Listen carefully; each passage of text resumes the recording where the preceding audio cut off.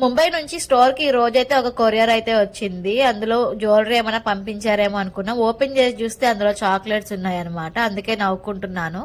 ఎవరు పంపించారు, ఎందుకు పంపించారు అన్నదైతే క్లారిటీ లేదు, కానీ అక్కడ బ్రాంచ్ నుంచి పంపించారు అనేది అయితే క్లారిటీ ఉంది.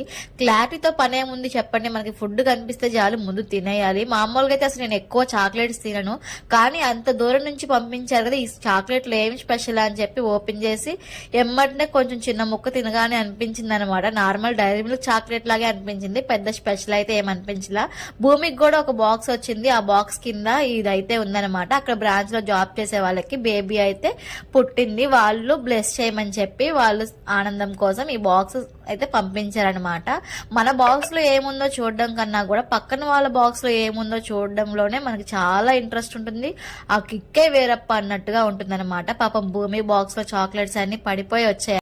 మన ఛానల్ అయితే మర్చిపోకుండా సబ్స్క్రైబ్ చేయండి.